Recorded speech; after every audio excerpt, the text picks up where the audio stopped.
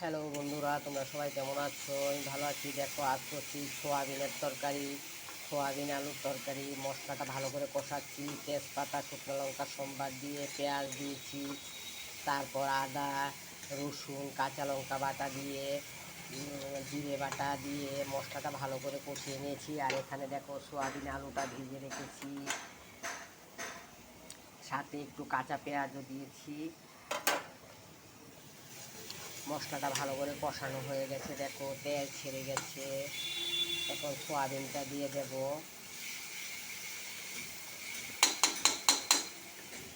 সোয়াবিনটা দিয়ে দিয়েছি,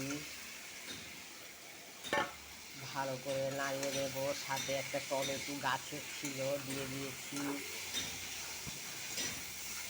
স্বাদ মতো লবণ, হলুদ সব দিয়েছি। এখন মশলাটা ভালো করে কষিয়ে তারপর জল দিয়ে দেবো।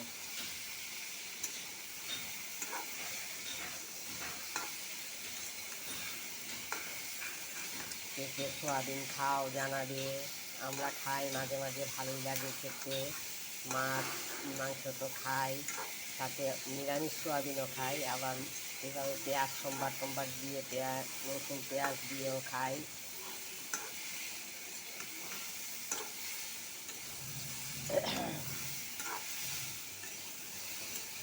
দেখো ভালো করে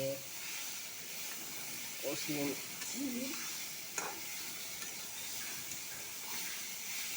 এখন জল দিয়ে দেব। জল দিয়ে দিয়েছি।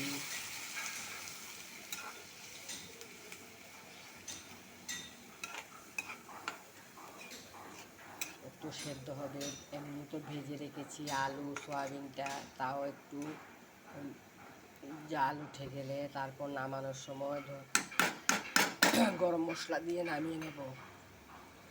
ঠিক আছে বন্ধুরা, টাটা। নেক্সট ভিডিওতে দেখা হবে।